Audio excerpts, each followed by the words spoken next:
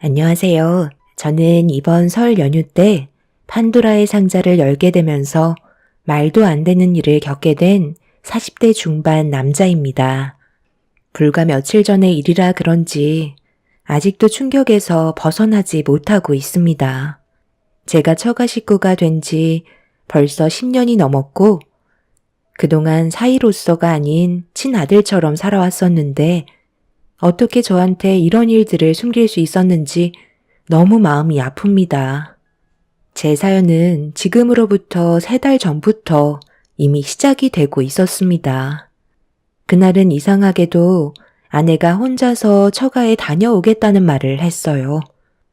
아내와 그동안 살면서 단 한 번도 따로 처가에 보낸 적이 없었기 때문에 같이 가길 원했지만 아내는 이런저런 핑계를 대면서 혼자 가길 원했습니다. 뭔가 느낌이 좋지 않아 처가에 무슨 일이 생겼냐고 물어봤는데 아내는 별일 아니라면서 집안일이라는 말로 둘러댈 뿐 정확하게 무슨 일인지 말을 해주지 않더라고요. 아내가 극구 반대하니 저 또한 당황스럽기도 해서 일단 그냥 보냈습니다. 나중에 설명해 줄 거라 믿고 아내의 돌발 행동을 지켜볼 수밖에 없었어요. 늦게라도 들어오겠다니 기다리면서 제가 애들을 보고 있었고 새벽 시간이 되어서야 아내가 들어오게 되었죠. 그런데 제가 안 자고 기다리고 있자 현관문을 열면서 들어온 아내는 약간 흠칫 놀라더니 무심한 듯 저에게 말을 붙이기 시작했어요. 하지만 정작 제가 궁금해하는 건 대답해 주지 않길래 직접적으로 물어봤습니다. 처가에 다녀왔으니까 이제 무슨 일 때문에 다녀왔는지 말해줘도 되잖아. 지금까지 함께 결혼 생활하면서 단 한 번도 당신 혼자 처가에 간 적이 없었는데 오늘은 왜 그렇게 한 거야? 처가에 안 좋은 일이라도 생기기라도 했어? 별일 아니야. 나도 당연히 당신이랑 같이 가는 걸 원하지. 그런데 이번에는 부모님과 개인적으로 좀 볼 일이 있었거든. 무슨 볼일이길래 당신 혼자 가야만 했던 건데. 내가 납득이 될 만한 이유라면 그냥 넘어가겠는데 오늘 당신은 상당히 낯설고 내가 알던 사람이 아닌 것 같아서 그러지. 정확하게 왜 혼자 가야만 했고 장인 장모님과 무슨 대화를 나누는지 나한테 다 말해봐. 그래, 솔직하게 얘기할게. 일단 우리 부모님께서 당신은 모르길 원하고 계셔. 이게 좀 예민한 문제거든. 돈과 관련되어 있어서 웬만하면 당신한테까지 알리고 싶지 않았던 것 뿐이야. 우리 부모님이 이번에 사기를 좀 당하신 것 같아. 그래서 피해 금액이 얼마나 되는지 부모님께 사기를 친 범인은 잡을 수 있는 건지 알아보기 위해 나만 따로 부른 거였어. 우리 부모님께서 당신을 친아들처럼 생각하고 있는 거 잘 알고 있지? 하지만 이번 문제는 돈과 관련되어 있기 때문에 그만큼 예민해서 당신한테 말하길 꺼려 하시길래 나 혼자 가게 된 거야. 당연히 당신이 하루빨리 해결해주면 좋겠지만 이미 경찰한테도 신고 접수가 되어 있는 상태이기 때문에 최대한 기다리고 있는 것뿐이야. 담당 경찰이 신원이 확보되어 있어서 잡히는 건 시간 문제라고 했거든. 피해 금액이 2억 정도 되는데 부모님 말고도 꽤 여러 사람이 사기를 당했던 것 같아. 하루빨리 잡히길 바랄 뿐이지. 그러니까 당신도 너무 걱정하지 마. 절대 비밀로 해달라고 했으니까 우리 부모님 만났을 때도 내색하지 말고 모른 척 해줬으면 좋겠어. 아무리 당신이 아들 같다 해도 알리고 싶지 않은 일들도 있기 마련인 거야. 아내의 말을 듣고 있던 저는 예상치 못한 말을 들어서 상당히 놀랐고 아내의 얼굴에는 근심이 가득해 보였습니다. 제가 아들 같다곤 하지만 집안에 흠이 생겨버린 걸 드러내고 싶지 않았던 것 같아 그날 이후 처가댁에 갔을 때 전혀 티내지 않고 평소처럼 대해드렸습니다.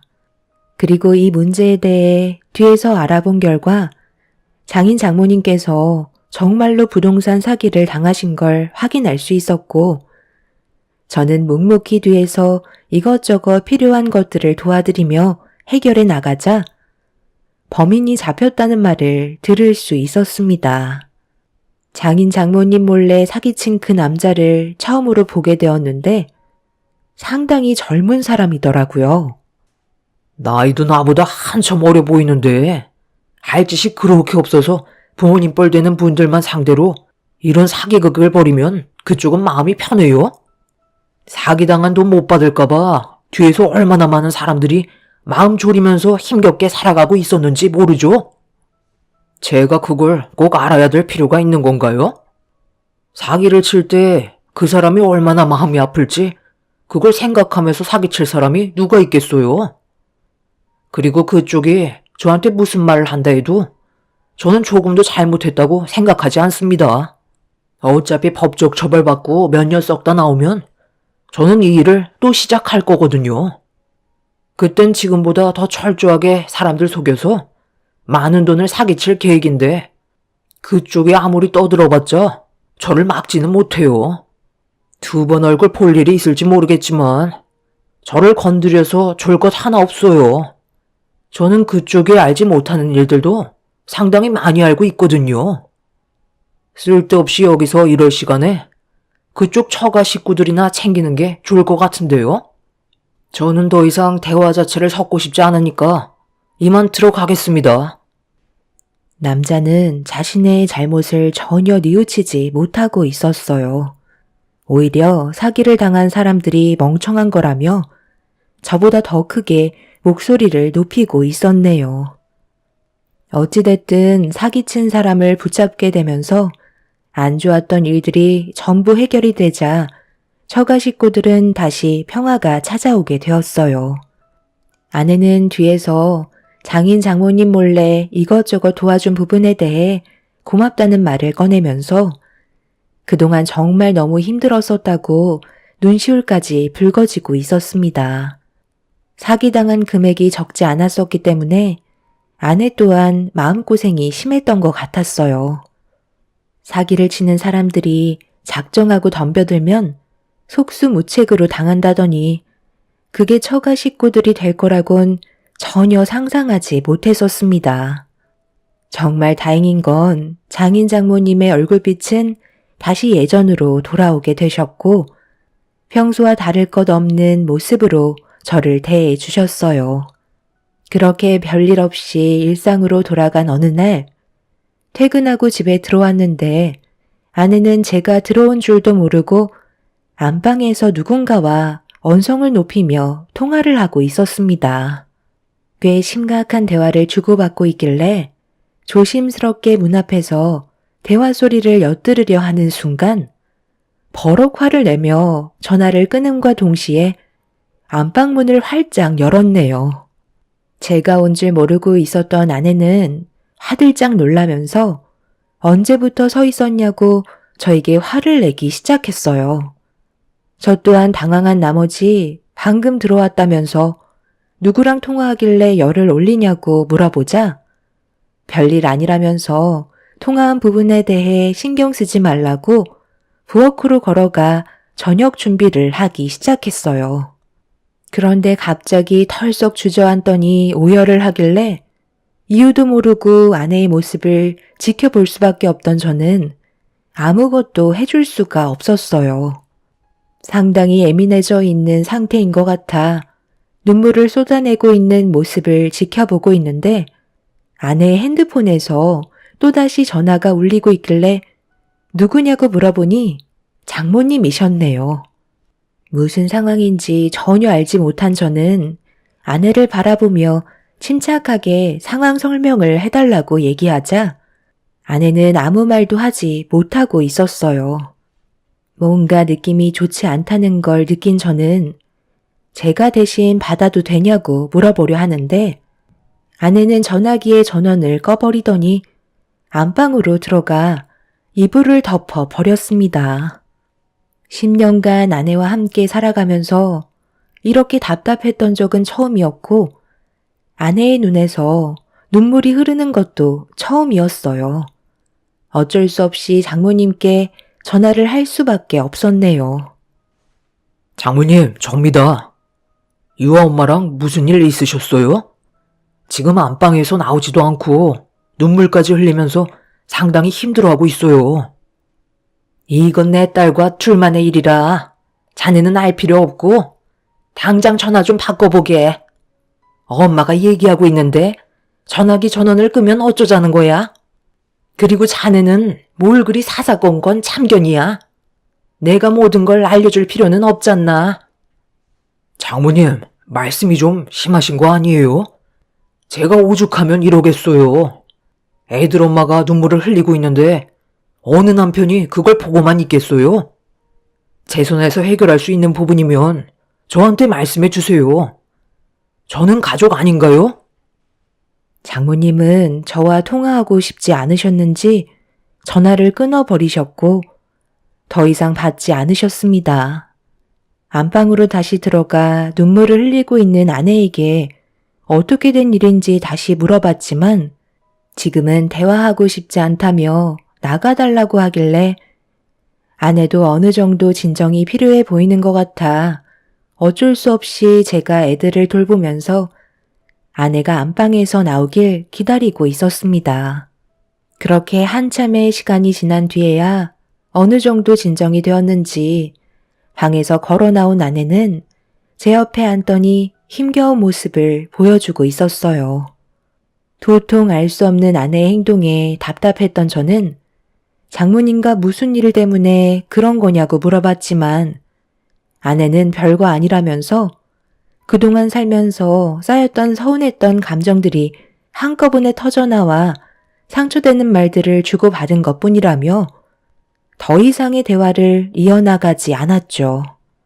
가족들끼리 살다 보면 여러 가지 일들 때문에 마찰이 생길 수도 있다는 걸 저도 모르는 건 아니라 대수롭지 않게 넘어가는 게 속편할 거라 생각했었네요. 그런데 아무래도 장모님과 아내가 상처의 골이 깊었는지 상당히 오랜 기간 서로의 얼굴을 안 보면서 지내게 되었어요. 그런 관계가 불편해 보였던 저는 다시 예전처럼 좋은 관계를 유지할 수 있게 장인 장모님을 저희 집으로 초대를 하게 되었습니다. 시간도 어느 정도 지났기 때문에 아내의 감정 또한 어느 정도는 가라앉았을 거라고 생각했었죠.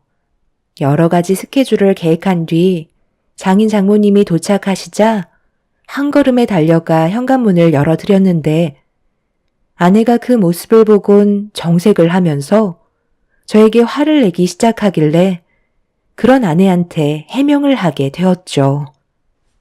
언제까지 이런 식으로 지낼 수는 없는 거잖아.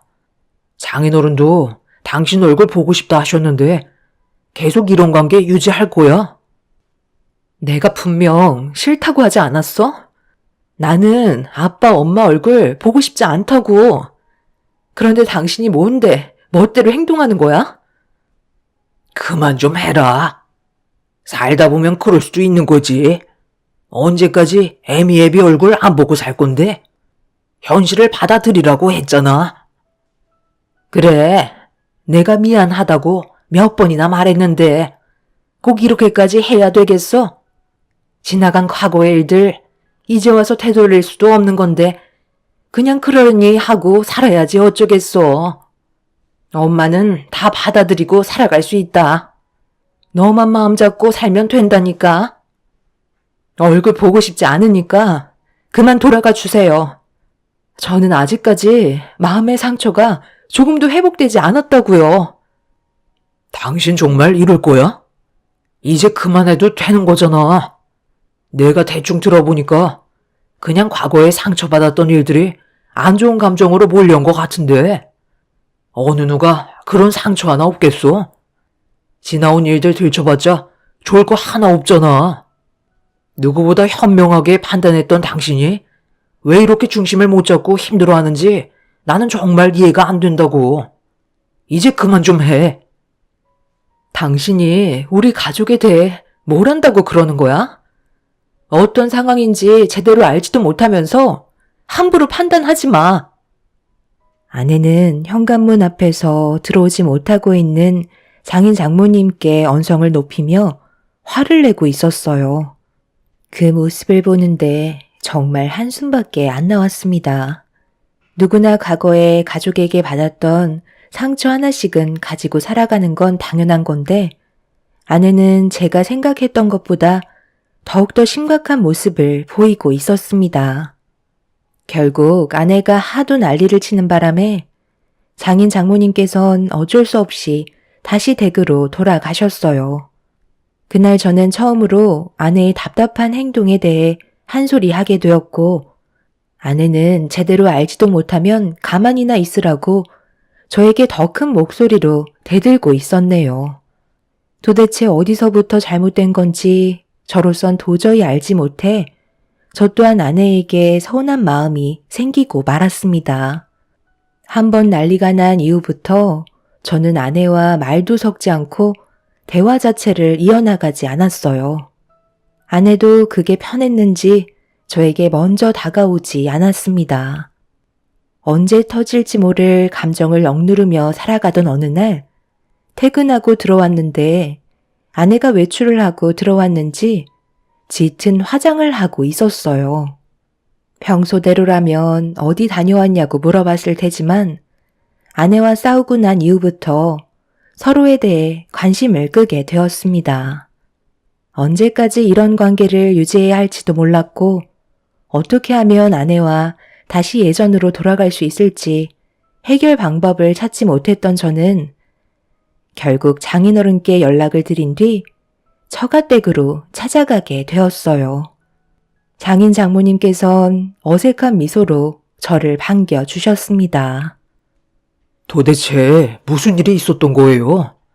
평소에도 항상 침착했던 사람이 왜 저렇게까지 예민해진 건지 제대로 설명을 좀 해주세요. 내가 자네에게 미안하네. 그런데 사람이 살다 보면 말하지 못할 사정도 있는 거야. 자네가 답답해하는 거 우리가 모르는 건 아닌데 지금은 시간이 좀 필요할 것 같네. 사람은 누구나 다 살다 보면 실수도 하기 마련이잖아. 그냥 단순하게 생각해줬으면 좋겠어. 우리도 해결 방법을 찾으려고 애쓰고 있긴 하지만 이 문제가 단순한 건 아니거든. 모르는 게 약이라는 말도 있잖아. 자네가 괜히 파헤쳐서 좋을 거 하나 없다는 말이야. 상처는 우리까지로 족하네. 자네한테까지 우리가 겪고 있는 아픔을 나눠주고 싶지 않으니까 가족 일에 너무 깊게 관여하지 않았으면 좋겠어. 그럼 이거 하나만 말해주세요. 지금 장인어른께서 제가 모르는 게 약이라고 하셨잖아요. 만약 제가 알게 된다면 그 사람과 저와의 관계에 상당한 영향을 끼치게 되는 건가요? 이혼까지도 고려해야 될 문제인 건가요? 그게 아니라면 장인 장모님과 인연을 끊어야 되는 건가요? 이거 하나만 말씀해 주시면 그냥 모른 척하고 살아가겠습니다. 장인 장모님은 제가 물어본 질문에 대해 침묵을 유지하셨는데 그게 더 충격이었습니다. 아무 말도 하지 않으신 걸 보면 저한테 말하지 못하고 있는 사실을 알게 된다면 지금까지 꾸려온 가정생활에 엄청난 파장을 불러일으키게 될 거라는 걸 인지할 수 있었습니다. 그렇게 되자 다시 되묻는 것도 두려워지게 되었고 순간적으로 제 눈앞에 아이들이 떠올랐어요. 결국 아무것도 얻지 못한 채 집으로 돌아온 저는 그때부터 아내의 행동을 유심히 관찰하게 되었죠. 저에게 아무 말도 하지 않은 채 침묵을 유지하고 있는 아내와 장인 장모님을 지켜보기만 하던 어느 날 퇴근을 하고 집으로 들어가려 하는데 아내가 급하게 건물 밖으로 나와 대기하고 있던 택시에 올라타는 모습을 목격하게 되었어요. 얼마 전에 짙은 화장을 했던 모습과 똑같길래 어디를 가는지 확인해 보는 게 좋을 것 같아 아내의 뒤를 따라가기 시작했네요. 그렇게 한참을 달려 도착한 곳은 어느 한 건물 앞이었고 택시에서 아내가 내리자 그 앞에 장인 장모님이 기다리고 계셨습니다. 절대 부모님의 얼굴을 안 보겠다던 아내가 두 분을 만난 모습을 보게 되면서 저 또한 많이 당황스러웠고 어떻게 돌아가는 상황인지 알 수 없어 급하게 차에서 내려 그 뒤를 따라가게 되었습니다. 그런데 아내가 장인 장모님을 모시고 함께 들어간 곳은 별거 없는 여행사였어요. 여행을 가는 거면 크게 문제는 없는 건데 왜 저한테까지 숨기면서 해외여행을 준비하려는 건지 이해할 수 없었습니다. 그렇게 한참 동안 처가 식구들이 나오길 기다리고 있던 그때 아내가 여행사 문을 열며 밖으로 나왔고 장인 장모님은 아내에게 잘 선택한 결정이라면서 주변을 살피더니 다른 곳에서 대화를 하자고 장소를 옮기려 하길래 저 또한 거리를 두면서 처가 식구들의 뒤를 따르게 되었죠. 그렇게 한적한 골목길로 들어간 처가 식구들은 알 수 없는 대화를 이어가기 시작했고 해외여행 일정이 이번 설 명절 끝나고 바로 출발할 거라는 말을 듣게 되었네요. 잘 선택했다. 이번 결정이 가족 모두가 다시 평화를 찾는 길인 거야. 그러니까 엄마 말대로 최대한 빨리 결정했으면 사이가 의심하지 않았을 거 아니야. 얼마나 간 떨어졌는지 아니? 우리 입장은 어떻겠어? 아들같이 생각했던 사이한테 거짓말하는 게 쉬운 것도 아니고 솔직히 모든 걸 털어놓고 싶었는데 그렇게 된다면 잃을 게 너무 많잖아. 그래서 입 꼭 다물고 있었다. 잘하셨어요. 일주일 정도면 딱 적당할 것 같아요. 의심사지도 않고 그 사람은 어차피 일이 바빠서 저희끼리 관계회복차 다녀온다고 대충 둘러대면 더 이상 물어보려 하지 않을 거예요. 그 사람도 가족의 평화를 우선시하는 사람인지라 지금까지 힘들게 일궈온 가정이 깨지는 걸 원치 않을 테니 의심이 간다 해도 물어보려 하지 않을 테고 시간이 지나면 자연스럽게 지금 현재 의심되는 상황을 전부 잊을 거예요. 그러니 이번 일만 최대한 조심스럽게 해결하는 게 좋겠어요. 그런데 하나 더 걸리는 문제가 있는데 그건 괜찮을까? 우리만 알고 있는 사실은 아니잖아. 정말 괜찮겠지? 지금 그게 뭔 상관이야? 그거랑은 아예 다른 사건인데 당연히 걱정할 필요는 없는 거지. 쓸데없이 신경 쓰지 말고 일단 눈앞에 해결해야 될 문제만 서둘러 정리하는 게 우선이라고. 그때까지 우리는 계속 안 좋은 감정을 유지하고 있는 상태로 연기하면 되는 거니까 긴장 풀지 말고 다들 알겠지? 이보다 좋은 계획이 있는 것도 아니잖아. 우리는 최선을 다하고 있는 거야. 처가 식구들은 알 수 없는 대화를 이어나가고 있었지만 결정적인 말은 하지 않고 있었어요. 그래서 좀 더 조사가 필요해 보였고 저한테 무언가를 숨기려고 계획을 꾸미고 있다는 건 확실하게 알 수 있었던 날이었네요. 그렇게 먼저 집으로 들어온 저는 아내가 현관문을 열고 들어오는데도 평소처럼 아무 말 없이 상황을 지켜보며 침묵을 유지하고 있었어요. 그런데 아내가 먼저 저에게 다가와 대화를 시도했고 장인 장모님과 관계 회복을 위해 해외로 일주일간 여행을 다녀올 거라는 말을 꺼냈네요. 그 말을 듣고 있던 저는 아무렇지도 않은 척 연기를 하면서 다녀오라고 얘기했어요. 제가 모든 걸 듣고 있었다는 걸 전혀 눈치채지 못한 아내는 저를 완전히 속였다고 생각했는지 곧바로 장모님께 전화를 걸어 제가 들을 수 있게 통화를 시작하고 있었죠. 그렇게 때를 기다리며 아내가 계획했던 날이 점점 다가오고 있었는데 설 연휴에 불가피하게 야근을 해야 된다는 말에 어쩔 수 없이 아내에게 상황 설명을 한 뒤 야근이 끝나고 처가댁에 들리기로 계획을 세우게 되었습니다.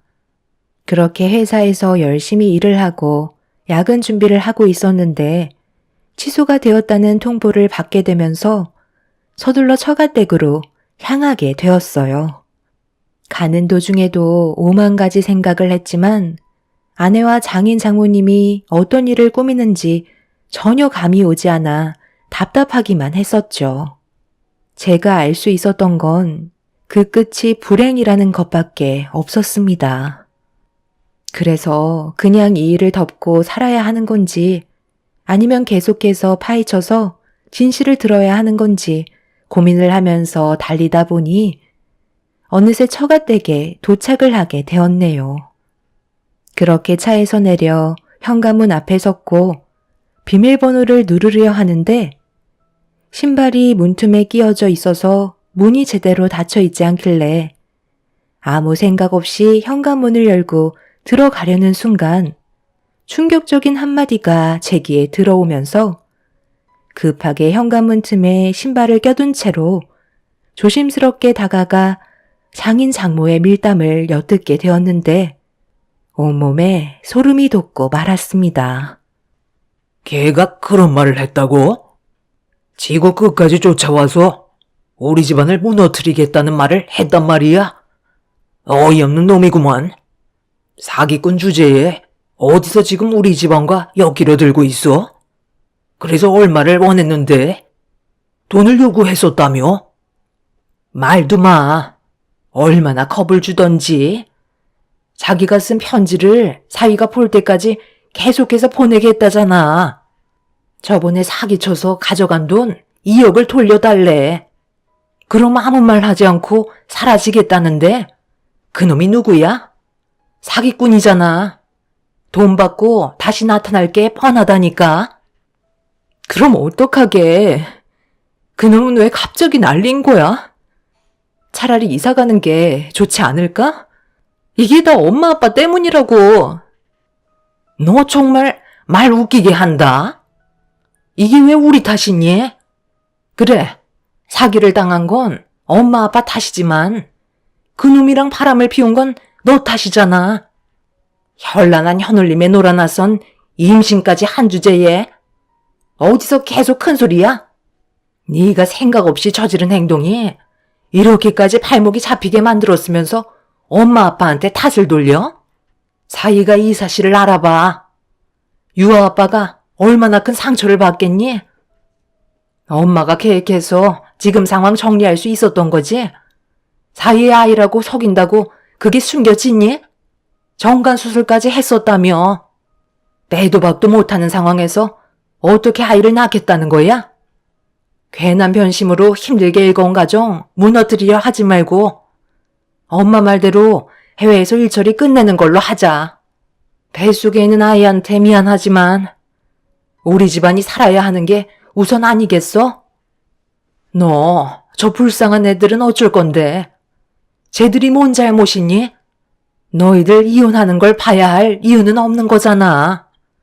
그놈이 2년 뒤에 출소하니까 그 전에 우리는 다른 지역으로 이사하면 되는 거고 그곳에서 조용히 살면 되는 거야. 내 말 무슨 뜻인지 알겠지? 지금 이게 다 무슨 말이죠?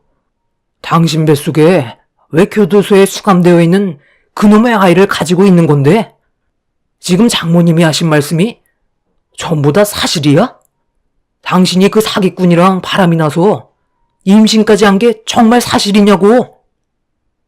제가 아내와 장인 장모님 앞에 나타나자 못 볼 걸 본 사람처럼 기겁을 하며 놀라더니 제가 모든 걸 들었다는 거에 엄청 당황해하고 있었어요. 아내는 제가 모든 사실을 알게 되자 곧바로 무릎을 꿇더니 손이 발이 되도록 빌기 시작했습니다. 장인 장모님은 흥분을 감추지 못하고 있는 저를 진정시키기 위해 양팔을 잡았지만 이미 저는 제정신이 아니었어요. 장인 장모님이 교도소에 수감되어 있던 그놈에게 사기를 당하기 전에 아내와도 몇 번 얼굴을 봤었는지 그놈의 현란한 말발에 넘어가게 되었고 결국 저 몰래 바람까지 피우는 상황이 발생이 되었던 거네요. 그런데 하필 임신까지 해서 아내와의 결혼 생활 10년을 물거품으로 만들어 버렸습니다. 지금 현재 저희 집안은 쑥대밭이 되었고 아내는 저희 집에 매일 찾아와 용서를 구하고 있습니다. 하지만 저는 처가 식구들을 절대 봐줄 수가 없을 것 같네요. 이혼을 결정한 상태이고 더러운 아내에게 제 아이들을 보여줄 마음은 조금도 없습니다. 장인 장모님은 사기꾼에게 잠깐 한눈을 팔게 된 거라며 실수라고 하지만 제가 봤을 때 그건 절대 실수가 아닌 것 같네요. 교도소에 수감되어 있던 그놈이 제가 모르는 무언가가 있다고 했던 말을 이제야 이해할 수 있었습니다. 아내는 상황이 이렇게 되자 뱃속에 있는 아이는 출산할 예정이라고 합니다. 이런 말도 안 되는 일이 저에게 펼쳐졌다는 게 너무 마음이 아프네요. 두 번 다시 처가 식구들을 보고 싶은 마음은 없습니다. 용서도 어느 정도의 선이 있지만 이번에 아내가 저지른 행동들은 절대 그냥 넘어갈 수 없는 문제 같아요. 제가 할 수 있는 법적 처벌을 전부 동원해서 아내에게 소송을 할 생각입니다. 아내와 함께한 10년의 세월이 이렇게 마무리가 되고 말았네요. 앞으로 어떻게 살아가야 할지 막막할 뿐입니다. 매일같이 저희 집 앞에까지 찾아와 무릎 꿇고 있는 아내가 너무 원망스럽네요. 제 사연을 들어주셔서 감사합니다. 안녕하세요. 저는 40대 중반의 평범한 가정을 이루며 살고 있는 여자입니다. 이번에 정말 서운한 일과 충격적인 일을 겪어서 사연을 신청하게 되었는데요. 시모의 행동들이 너무 기가 막혀서 그냥 넘어갈 수 없을 것 같네요. 남편과 결혼한 지 10년 차이고 8살 된 아들 하나 키우면서 잘 살고 있었습니다. 별 문제 없이 조용한 집안이었죠. 때 되면 서로 모여서 얼굴 보며 웃고 지냈었는데 어느 날 시동생이 중대 발표를 하겠다고 저희를 모두 모았습니다. 거실에 모여 시동생의 말을 듣는 순간 가족 모두 놀라고 말았죠. 평생 혼자 살겠다던 시동생이 결혼을 하고 싶은 여자가 생겼다는 말을 꺼내게 되었습니다. 저희가 입을 다물지 못할 정도로 놀랐던 이유는 저도 10년간 시동생을 봐왔지만 여자에 대해 1도 관심이 없을 만큼 자기 생활에 만족하며 지내왔었어요. 혼자 사는 게 편하고 남을 신경 쓰는 것 자체를 싫어하는 성격이었죠. 제가 봤을 때도 시동생은 여자에 대한 생각보다 자신의 일에 더 취해 있었는데 여자와 진지하게 만남을 가지고 있다는 말도 아니고 결혼할 여자가 생겼다는 말을 들었을 때 처음에는 장난치는 줄 알았습니다. 그런데 시동생의 얼굴 표정은 진지했고 저희 모두는 그런 진지함에 모두 당황하고 말았네요. 그리고 조만간 인사시키려 데리고 오겠다는 말을 끝으로 비상사태로 만들어 버렸죠. 시모는 흥분을 감추지 못한 채 이것저것 물어보기 시작하셨고 시동생은 그 여자의 직업이 내과 의사라는 말을 하자마자 세상 처음 본 눈빛으로 시동생에게 다시 되물으실 정도로 엄청난 충격에 빠지셨습니다. 시댁 집안에 의사가 들어온다는 게 집안의 경사라고 얼굴도 안 보고 어떤 성격인지도 모르시면서 의사라는 이유 하나만으로 시모는 벌써 며느리로 받아들인 상태셨네요. 시동생은 결혼하고 싶다던 그 여자가 워낙 일이 바빠서 말일쯤에나 시간이 날 것 같다고 그때까지 준비 좀 잘해달라는 부탁을 끝으로 대화를 마무리 지었습니다. 저 또한 예비동서가 될 사람이 시댁에 들어올 때까지 저에게 엄청난 일들이 펼쳐질 거라곤 상상도 못했고 전혀 다른 사람의 모습을 보고 말았네요. 시댁과 저희 집이 걸어서 15분 정도인데 시모는 다음 날 아침 일찍 저를 시댁으로 부르셨어요. 주부인 저는 시모가 부를 때 시댁에서 일손을 도우며 살아왔었습니다. 아이를 낳고 나서부터 주부 생활을 하게 된 저는 시모와 항상 웃으면서 좋은 관계를 유지하면서 지냈었어요. 이런 삶이 싫지도 않았고 시모와 큰 트러블이 없었기 때문에 나름 만족하는 삶이었습니다.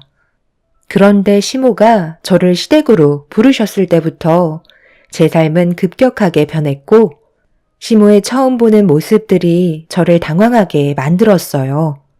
제가 현관문을 열면서 신발을 벗고 들어가려는 순간 시모는 제 인사를 받지도 않으시고 들어오지 못하게 하셨어요. 무슨 이유 때문인지 알지 못했던 저는 고개를 갸우뚱하며 시모를 바라봤고 저를 바라보시면서 손가락질을 하셨네요. 말일에 온다고 했으니까 15일 정도 남은 것 같은데 그때까지 철저하게 준비해서 이번 결혼 꼭 성사시켜야 한다. 내 아들이 결혼하겠다는 여자가 생긴 것도 대단한데 내과 의사라는 직업까지 가졌으니 더 필요한 게 있겠니? 신발장에 있는 신발 전부 다 꺼내서 안 신는 건 버려버리고 현관부터 청소 시작하도록 하자. 며칠 동안 대청소할 거니까 그렇게 알고 있어라. 내 말 무슨 뜻인지 알겠지? 이번이 내 아들의 처음이자 마지막 여자가 될 수도 있다고. 그렇다고 저 혼자 이 많은 것들을 전부 다 하라고요? 이렇게까지 할 필요는 없을 것 같은데. 그리고 어떤 신발이 신는 건지 저는 잘 알지 못하잖아요. 새로 사면 되니까 신경 쓰지 말고 옆에 쓰레기 봉투 있으니까 전부 다 꺼내서 죄다 버려라. 입구에 들어올 때부터 냄새가 나면 별로 안 좋잖아. 괜히 버렸다가 아버님께서 찾으시면 어쩌시려고 그래요. 이건 나중에 하는 게 좋을 것 같은데요? 제가 욕먹을 수도 있잖아요. 꼭 이렇게까지 해야 돼요? 당연하지. 너는 내과 의사 며느리 얻는 게 쉬운 줄 아니? 굴러 들어온 기회를 걷어찰 필요는 없잖아. 군소리 말고 빨리 정리해라. 할 일이 산더미야. 시모는 제가 현관문을 열고 들어오자마자 일을 시키기 시작했어요. 좀 당황스러웠지만 일단 시키는 대로 몸을 움직였고 시모도 정신없이 집안 청소를 하셨네요. 여기까지는 별일 없었는데 신발장에 있던 신발을 전부 다 버리고 깔끔하게 청소한 다음 집안에 발을 들이자마자 시모는 그때부터 엄청나게 많은 일을 시키셨어요. 솔직히 기분이 별로 좋지 않았던 게 제가 시댁에 인사드리러 왔을 때는 집안 청소는 전혀 되어 있지도 않았었고 저를 이렇게까지 대해주시지는 않았었거든요. 그런데 내과 의사 예비 며느리 온다고 동네에 소문이라도 내시려는 듯 시끄럽게 집안 전체를 몇 번이나 뒤집어 엎으셨네요. 아침도 안 먹고 일을 시작해서 점심이 되어서야 겨우 숨 좀 돌리자 시모는 제가 고생하는 걸 아셨는지 밥 먹자며 주방으로 부르셨고 저는 그새 기분이 풀려서 주방에 들어가 자리에 앉는 순간 짜증이 확 밀려왔습니다. 일을 시키려면 그래도 든든하게 먹어야 하는데 시모가 저에게 건네주신 건 맨밥에 물을 말아 툭 던져주셨고 김치 하나 꺼내주지 않으셨네요. 야야, 일단 불만 가지지 말고 빨리 입에 털어놓고 거실로 나와라. 설마 이런 걸로 서운해하는 건 아니지? 지금 얼마나 바쁜데 음식할 시간이 어디 있니? 대충 배만 채우고 밖에 창고도 정리해야 되니까 네가 좀 이해해줘라. 음식 준비가 하나도 안 되어 있어서 내가 해줄 게 이것밖에 없다. 그럼 빨리 입에 털고 나와라. 어머님, 이건 정말 너무 하신 것 같아요. 꼭 이렇게까지 해야 되겠어요? 말일날 온다고 했는데 아직 15일 정도 남은 거잖아요. 아무리 그래도 그렇지 찬밥에 물 말아주시는 게 어딨어요. 야야, 그거라도 주는 걸 감사하게 생각해야지. 너 혹시 의사 며느리 들어온다고 해서 신경 쓰이는 거니? 얘가 별일 아닌 거 가지고 오늘따라 되게 예민하네. 시모는 말끝마다 야야라고 하시며 먹기 싫으면 먹지 말라고 제 앞에 놓여있던 찬밥에 물을 마른 그릇을 치우려 하시길래 너무 허기가 져서 결국 입에 털어넣고 말았네요. 의사 며느리 들어온다고 저는 눈에 보이지도 않으시는 건지 저를 대하시는 행동 하나하나가 서운하게 다가왔고 제 기분은 점점 안 좋아지고 있었어요. 제대로 먹은 게 없으니 허기는 금방 왔고 시모는 몸이 느려지는 저를 보곤 답답하다며 빨리 움직이라고 더욱더 큰 소리로 재촉하기 시작하셨어요. 제가 왜 예비동서 온다고 이렇게까지 해야 되는 건지 알 수 없었고 인내심 테스트를 시험 받는 것 같은 느낌이 들어 저를 더욱더 괴롭게 만들고 있었죠. 그렇게 늦은 오후가 돼서야 집안일을 대충 마무리할 수 있었는데 시모의 한마디에 저는 짜증이 확 밀려오면서 결국 서운한 감정을 터뜨리고 말았어요. 오늘은 대충 마무리된 것 같고 내일까지만 하면 집안일은 끝나니까 오늘처럼 내일 일찍 와야 한다. 그럼 이제 들어가 봐라. 무슨 할 말이 아직 남았니? 어머님, 솔직히 집에서 일을 해주는 가정부도 고생했다는 말 한마디 정도는 듣는데 저한테 조금도 고마워하지 않으시고 당연하게 생각하시는 것 같아 좀 그렇네요. 그리고 아침부터 저녁 때까지 부리셨으면 밖에서 외식은 아니더라도 제대로 된 저녁밥 정도는 차려주셔야 하는 거 아닌가요? 저 지금 온몸이 후들거릴 정도로 체력이 바닥난 상태예요. 어머님은 저에게 지시만 하셨지 예비 의사 며느리 받게 생겼다고 여기저기 전화만 하셨지 집안일에는 전혀 손도 안 대셨으면서 저에게 좀 미안하지 않으세요? 지금 이 상태로 집에 들어가서 저녁 준비를 어떻게 해요? 그리고 저 내일 약속 있어서 못 올 것 같아요. 아까부터 얼굴에 불만이 한가득이더니 그래서 나보고 지금 저녁 준비라도 하라는 거니? 집에 가서 외식하면 되는 거 아니야? 대충 융통성 있게 대처하면 되는 거지.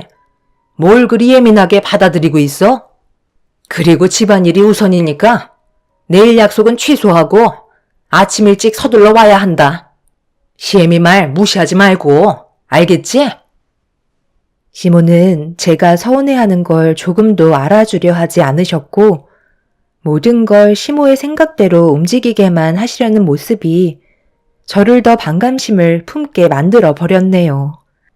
현관문을 열고 나가면서 다음날 오기는 힘들 것 같다며 저에게 화를 내시는 시모를 보며 등을 돌렸습니다. 10년간 며느리 생활하면서 단 한 번도 불만을 얘기한 적 없었지만 이번만큼은 시모의 행동에 문제가 있다고 판단돼 그냥 넘어갈 수는 없었어요. 그렇게 지친 몸을 이끌고 집으로 들어온 저는 그날 남편과 아이를 데리고 외식을 한 뒤에 집으로 돌아와 기절한 듯 쓰러져 잠이 들어 버렸고 다음날 아침 일찍 일어나 남편 아침상 차려준 뒤 지인과의 약속 준비를 하기 위해 분주히 움직이고 있었습니다. 그런데 아침 일찍부터 시모의 전화에 핸드폰은 쉬지 않고 울려대기 시작했어요. 저는 분명 전날에 확실하게 얘기했고 안 좋은 감정으로 시댁 일을 돕고 싶지 않았기 때문에 제 할 일 하면서 외출 준비를 하고 있었는데 시댁과 저희 집이 앞서 말씀드렸듯이 15분 거리라 시모가 직접 찾아오셔서 현관문을 두드리셨어요. 제가 문을 열어드리지 않자 시모는 예상하셨는지 알아서 현관문 비밀번호를 누르시곤 들어오셨네요.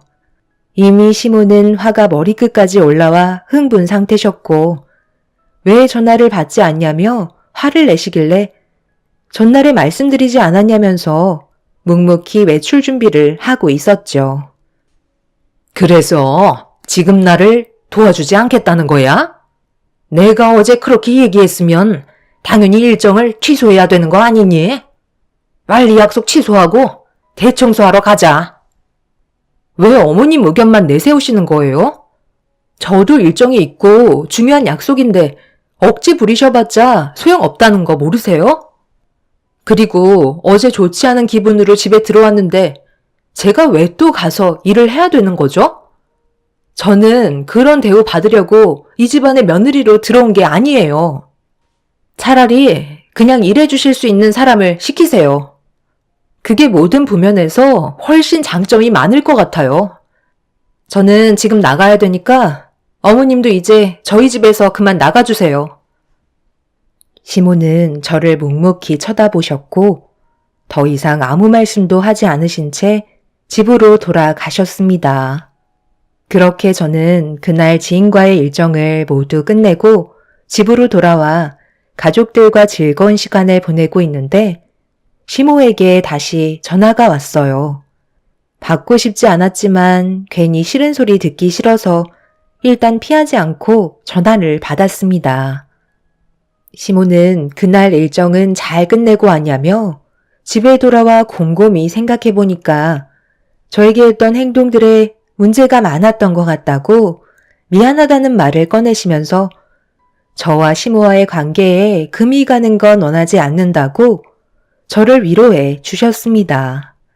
의사 며느리를 볼 수 있다는 거에 흥분한 나머지 시모의 생각만 내세운 게 화를 키운 것 같아 다음부터는 조심하겠다면서 다음날 시댁으로 와서 다시 한번 진지하게 대화를 나누자며 최대한 침착하게 분위기를 이끌어 가셨습니다. 저도 참 멍청했던 게 시모가 전화하셔서 저에게 했던 모든 말들은 저를 부려먹기 위한 계획이었다는 걸 그때까지는 전혀 모르고 있었어요. 저는 10년간 시모와 크게 문제될 만한 사건들이 없었기 때문에 이번에도 서로 이해하고 잘 넘어갈 거라 생각했던 거죠. 그런데 다음날 시모의 부름에 시댁에 들어갔을 때 제가 멍청했다는 걸 확실하게 알 수 있었고 전날에 저에게 했던 모든 말들은 전부 다 거짓이었다는 걸 확실하게 알 수 있었습니다. 시모는 저를 살살 굴리면서 거실로 안내했고 외부인이 들어와 집안을 뒤집고 청소하는 건 찝찝해서 못하겠다며 제가 직접 모든 걸 전부 다 해주길 바라셨어요. 할 말이 없어진 저는 눈앞에 펼쳐진 온갖 잡동사니들을 멍하니 바라보고 있었습니다.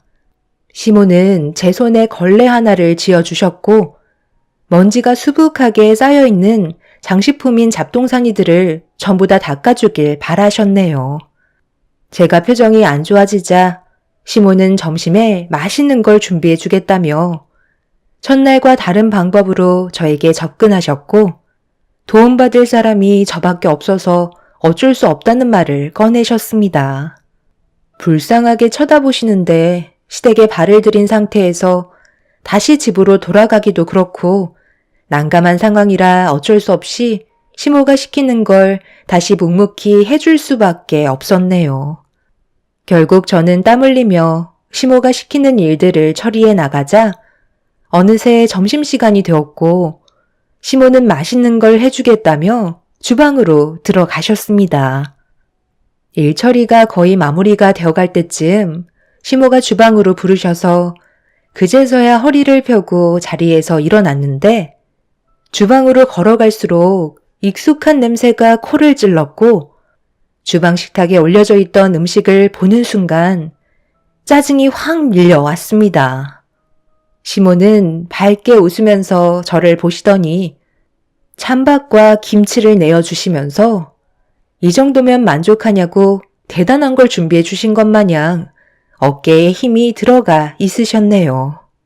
그날 저도 모르게 짜증이 확 밀려와서 시모에게 서운한 감정을 털어놓았고 당분간 시댁에 오지 않겠다며 그대로 집으로 돌아와 버리고 말았어요. 며칠 전과 달라진 게 있다면 컵라면과 김치였죠. 이런 대접을 받으면서까지 시모의 며느리로 남고 싶지 않아 그날 이후부터 시댁에 발도 들이지 않았습니다. 시모도 현관문을 나서는 저를 보며 신경 써서 준비했는데 너무한 거 아니냐며 목소리를 높이셨지만 저는 조금도 대꾸하지 않았어요. 그냥 말 섞기조차 싫었던 것 같았네요. 시모와 좋지 않은 관계로 발전해 가고 있다는 걸 알게 된 남편이 저에게 모든 상황을 전달받았고 남편은 시모와 전화통화를 하면서 문제되는 일들을 바로 잡아나가기 시작했어요. 그리고 시동생이 예비 동서를 데리고 인사를 올 때 그때 잠깐 방문하겠다며 그 전까지는 시댁에 가지 않겠다는 말로 한동안 시모와의 거리를 유지하게 되었네요. 그날 이후 시모에게는 전화 한 통 없었고 어느덧 시동생이 예비 동서를 데려오는 하루 전날이 되었는데 퇴근하고 들어온 남편이 누군가와 통화를 하고 있었는데 신경질적으로 대화를 주고받고 있길래 누구냐고 물어보니 시모가 남편에게 전화를 한 거였어요. 남편은 그렇게 할 수 없다면서 전화를 끊었고 화가 난 이유는 다음날 예비동서가 인사를 오는데 혼자서 음식 준비를 전부 끝낼 수 없을 것 같아 저에게 도움을 요청하고 싶었지만 전화를 받지 않을 게 뻔해서 남편이 대신 말해주길 원하셨던 거였네요. 그 말을 듣는데 저도 어떻게 해야 할지 몰라 난감하더라고요. 예비동서가 될 사람이 인사를 오는데 무조건 모른 척 할 수도 없고 시모가 저에게 했던 행동들이 제 기분을 이미 상하게 한 터라 움직이기 싫었지만 남편의 시동생은 그동안의 결혼 생활 동안 저에게 잘했기 때문에 그냥 지나갈 수 있는 상황은 아니었습니다. 어쩔 수 없이 시모를 위해서가 아닌 시동생을 보고 저는 시댁으로 향하게 되었죠. 남편은 그렇게까지 할 필요 없다 했지만 그래도 처음 인사 오는 자리인데 부족한 것들이 보이는 것보단 잘 준비가 되어 있는 게 보기 좋을 것 같고 후회도 남지 않을 것 같아 시댁에 들어가 일손을 돕게 되었습니다. 시모는 혼자서 많은 음식들을 준비하고 계셨는데 저를 보자마자 고맙다며 양손을 잡아주시며 땀을 비오듯 흘리고 계셨어요. 의사 며느리가 뭐라고 이렇게까지 하시는지 이해할 수 없었죠. 그렇게 음식 준비를 위해 주방으로 들어갔는데 눈앞에 펼쳐진 광경을 보고 입을 다물지 못했습니다. 제가 생각했던 거와 다르게 상당히 많은 음식들을 준비할 계획이셨는지 몇 시간 도와주는 걸로 끝날 상황이 아니었어요.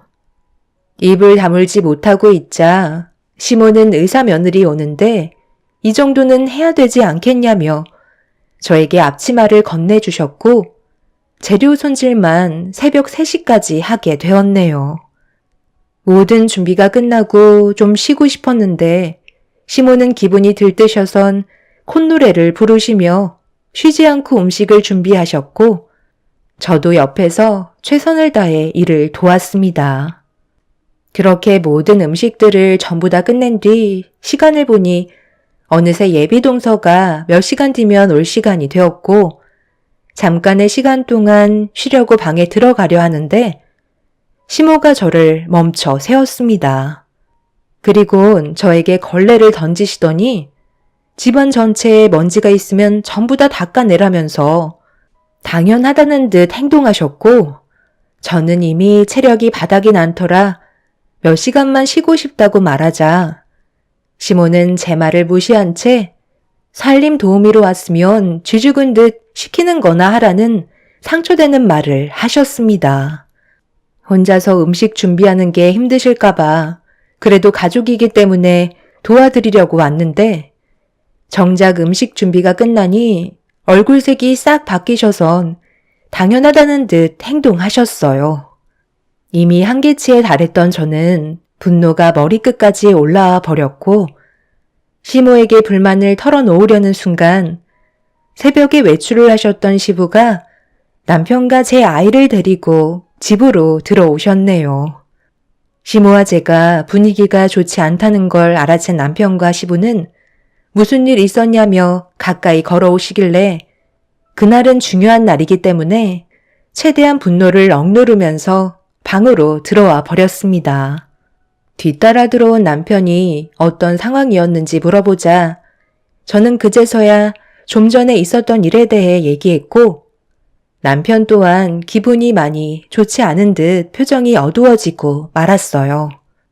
그렇게 최대한 감정 조절을 하면서 음식 준비하느라고 분실도 못한 몰골을 보면서 화장대에 앉아 정신없이 준비를 했고 그 사이 시동생과 예비동서가 왔는지 시동생의 목소리가 저희 방에까지 들려오고 있었습니다. 저희 부부는 급하게 현관문 쪽으로 걸어 나갔고 뒤이어 시부모님께서도 예비 며느리를 반겨주겠다며 서둘러 나오셨는데 중문이 열리면서 시동생 뒤에 있던 예비 동서를 보자마자 분위기가 이상하게 흘러갔어요. 어색하게 인사를 주고받았고 시동생은 도와달라며 저희에게 도움을 요청했습니다. 일단 남편과 함께 시동생이 해달라는 대로 도와주긴 했는데 시모가 시동생과 예비 동서를 바라보면서 지금 뭐 하는 거냐고 다짜고짜 소리를 지르셨습니다. 시동생은 무슨 문제가 있냐고 되물었네요. 지금 문제가 없다고? 너 나랑 장난하는 거니? 인생 말아먹을 작정이야? 내과 의사라고 해서 내가 그동안 얼마나 들떠 있었는데 어떻게 이런 상황을 만들 수 있어? 뭐가 잘못됐어요? 저는 이 사람을 진심으로 사랑하고 앞으로 평생 옆에서 있어주겠다고 약속까지 했는데요. 오히려 엄마가 이렇게 나오는 게 더 이상하죠. 이 사람이 이렇게 된 게 누구 때문인데요? 엄마 때문이잖아요.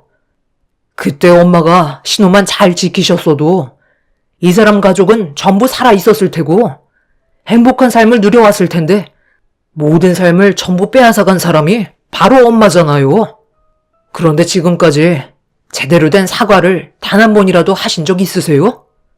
엄마가 온 동네에 떠들고 다녔던 의사 며느리 맞는데 뭐가 문제라는 거예요? 두 다리를 잃어서 그게 마음에 안 드세요? 이 사람이 받은 상처 제가 전부 다 짊어지겠다는 건데 오히려 엄마가 저한테 감사하셔야죠. 그동안 모르셨겠지만 제가 이 사람 마음을 얻으려고 곁에서 얼마나 많은 시간을 쏟아부었는지 아세요? 그렇다고 내가 사고 낸 사람의 가족과 살겠다는 건 말도 안 되는 거지. 내 잘못으로 한순간에 이 여자의 가족들이 세상을 떠나고 이 여자는 두 다리를 잃었는데 어떻게 가족이 될 수 있다는 거야? 나는 절대 이 결혼 반대할 거고 네가 그런 삶을 사는 걸 원하지 않는다. 차라리 그냥 혼자 살아라. 그럼 유정 씨는 누구한테 도움을 받고 의지하면서 살아가야 하는 거죠? 한 살 한 살 나이를 먹어갈 때마다 모든 것들이 힘들어질 텐데 그런 힘든 삶을 살 때마다 저희 집안을 원망할 게 뻔한데 엄마는 두 다리 뻗고 편하게 살아가실 수 있으세요? 저는 절대 그렇게 하지 못할 것 같아요. 엄마가 허락 안 해주셔도 저는 이 결혼 진행할 겁니다. 저희는 진심으로 서로 사랑하고 있고 제가 유정 씨의 남은 인생을 꼭 책임지고 싶어요. 그러니 결혼은 반대하지 않으셨으면 좋겠어요. 형수님, 음식 준비 다 됐죠? 이 사람 여기까지 오는데 체력을 많이 쏟아 부었거든요. 배가 많이 고프다니까 음식 좀 넉넉하게 내어주세요. 내가 밤새 준비한 음식인데 어딜 들어가겠다는 거야? 내 주방에 한 발짝이라도 들어가기만 해봐. 두 다리를 잃은 걸로 끝나지 않을 거야. 어머님이 전부 다 잘못하신 건데 왜 유정 씨가 죄 지은 사람처럼 있어야 하는 거죠? 그리고 음식 준비는 제가 다 했죠. 어머님은 중간중간 힘드시다며 방으로 들어가셔서 주무셨잖아요. 도련님, 유정 씨 데리고 먼저 들어가 앉아 계세요. 최대한 빨리 음식 준비해 드릴게요. 당신은 휠체어 좀 옆으로 치워줘. 시모는 8년 전에 차를 몰고 가시다가 신호 위반을 하신 적이 있으세요. 그때 하필 횡단보도를 건너고 있던 세 가족이 시모가 몰고 가던 차와 충돌이 일어났고 한순간에 이 여자는 부모를 잃게 되었죠. 그런데 이 여자의 두 다리까지 잃게 되어버린 터라 상당한 고통을 겪어야만 했어요. 이런 와중에 시모는 잘못을 인정하지 않고 있었지만 모든 상황들이 시모에게 불리하게 적용이 되고 있었죠. 두 다리를 잃었던 여자는 시모에게 형사처분을 내릴 수도 있었지만 합의를 했고 더 이상 시댁집안과 엮이고 싶어 하지 않았습니다. 그런데 그동안 시동생이 저희들 모르게 8년의 시간을 이 여자의 곁을 지켜주고 있던 거였네요. 저도 많이 놀랐지만 시동생이 정말 대단하게 느껴졌었어요. 이런 결정을 내릴 수 있는 사람이 많지 않을 텐데 시동생은 자기 가족의 잘못을 끝까지 책임지고 싶어하는 마음을 가지고 있었고 두 다리를 잃은 여자는 결국 시동생의 마음을 받아주게 되었던 거죠. 한 가족의 인생을 송두리째 망가뜨린 시모는 한마디 사과를 한 적도 없었지만 그 뒤에서 시동생은 그 여자에게 자신의 모든 걸 내어주면서 용서를 구했고 둘이 평생 함께하겠다는 결정까지 내린 상태였어요. 그 누구도 쉽게 할 수 없는 결정을 시동생이 했기 때문에 정말 존경스러울 뿐이었네요. 저는 두 사람을 위해 전날에 힘들게 만들었던 음식들을 내어주었고 시모는 음식에 절대 손대지 못한다며 난리를 치셨지만 남편과 시부가 시모를 모시고 밖으로 나가면서 상황은 대충 정리가 되었습니다.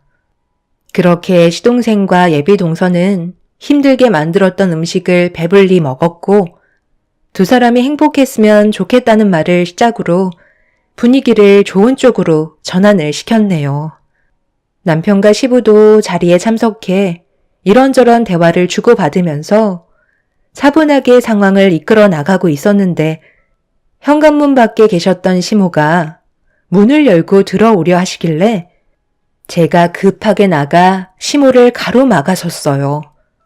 시모는 당장 비키지 않냐며 저를 보며 분노하셨지만 저는 시동생의 결정을 존중해줘야 하는 거 아니냐며 흥분한 시모의 기분을 최대한 가라앉히려고 했지만 시모는 이미 이성을 잃어버린 상태셨어요. 결국 제 머리채를 잡은 뒤 패대기 치셨고 남편과 시부가 말리기도 전에 상의에 있던 음식들을 전부 다 바닥으로 쓸어내렸습니다. 시모는 예비동서의 머리채를 잡으려 하자 시동생이 털끝 하나라도 건들면 평생 얼굴 안 볼 거라며 인연을 끊겠다는 말을 꺼내게 되었습니다. 이미 시모의 귀는 닫혀 있던 상태라 시동생의 말은 들리지 않았어요. 예비동서의 머리채를 잡으면서 여기가 어디라고 발을 들이냐고 당장 기어서 나가라는 충격적인 말을 뱉으면서 집안을 아수라장으로 만들어 버리셨습니다. 시부는 이성을 잃어버린 시모를 진정시키기 위해 뒤에서 말렸지만 계속해서 흥분을 감추지 못하시자 시부는 시모의 뺨에 손을 올려 붙였습니다. 왜 애들 보고 나가라고 하는 거야? 그냥 당신이 나가면 되겠네. 이런 상황을 만든 건 전부 다 당신 탓 아니야? 그런데 잘못도 없는 애한테 물리적으로 행동해? 지금 여기에 모여있는 가족들 중에 반대하는 사람 당신뿐이니까 당신이 이 집을 나가면 되겠네. 나는 내 아들의 의견을 존중해 줄 거고 앞으로 평생 행복하게 잘 살았으면 좋겠어. 그래, 처음엔 동정심이었을 수도 있겠지. 하지만 지금은 사랑이라잖아. 작은 애가 동정심 하나로 인생 걸을 놈이야? 그렇게 당신 아들 못 믿겠어? 당신의 무책임한 선택으로 한 가족이 송두리째 무너졌는데 조금의 죄책감이라도 느끼면 사람이 이럴 수는 없는 거지. 계속 이렇게 난리칠 거면 내 집에서 당장 나가. 나도 8년 전 그 사고 이후로 잠 한숨 편히 잔 적이 없었다고. 가드서까지 돼서 앞길이 창창한 내 인생을 망쳐놨으면 사람이 이럴 수는 없는 거라고.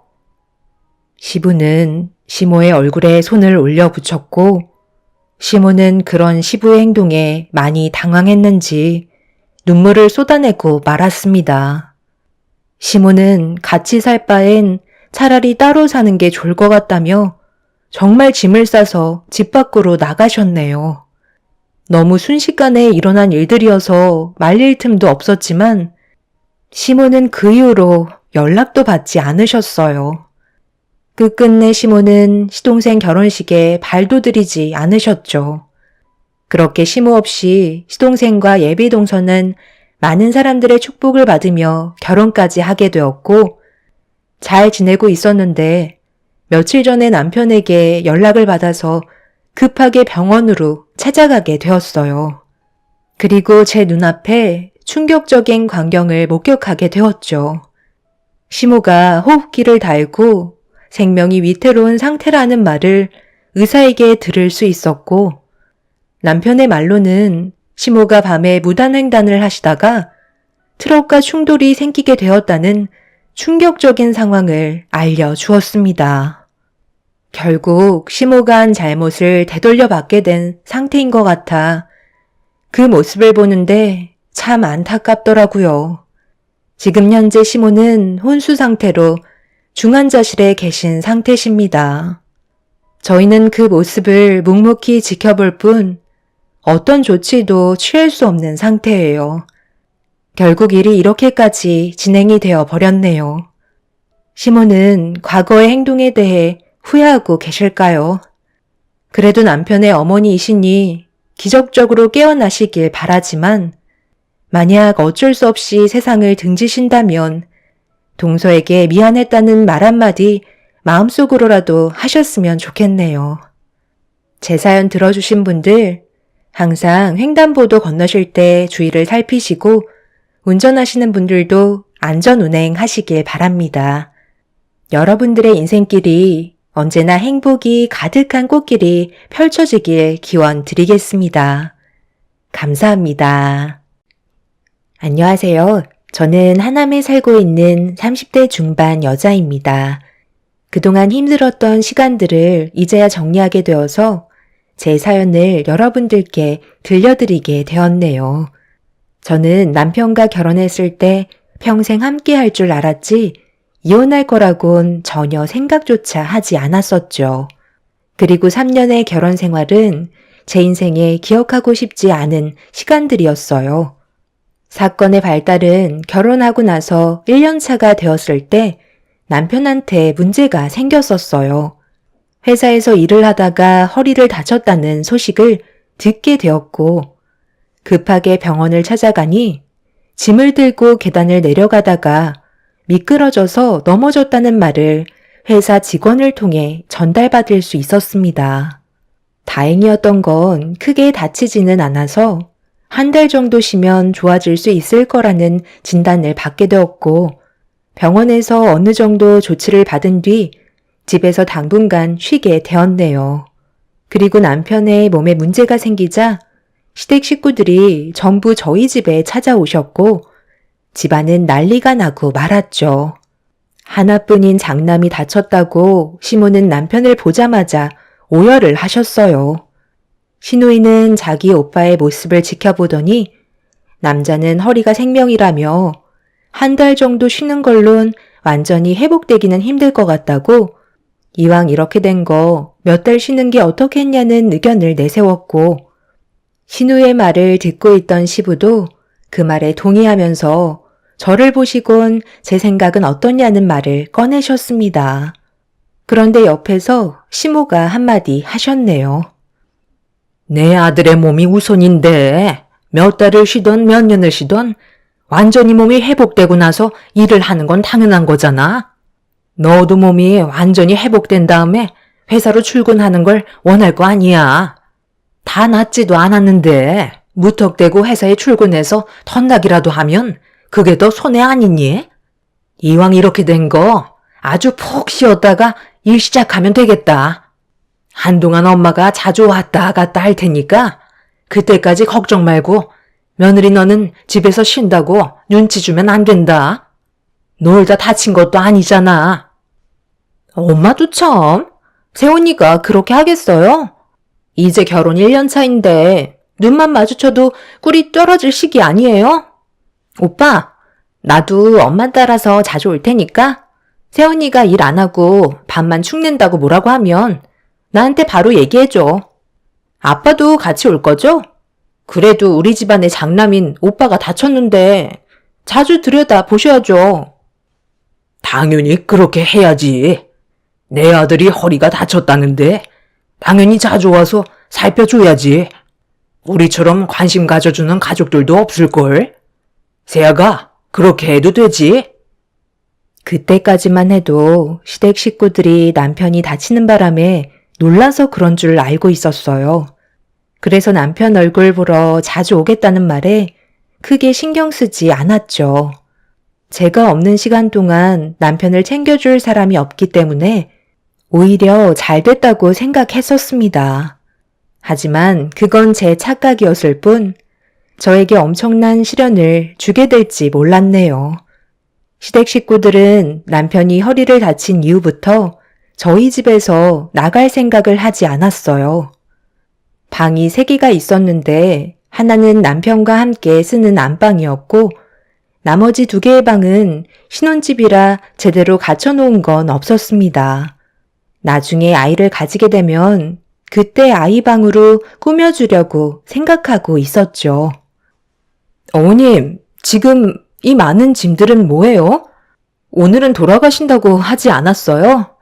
저쪽 방에서도 아가씨가 짐을 풀고 있던데 여기서 지내실 건 아니시죠? 보면 모르겠니?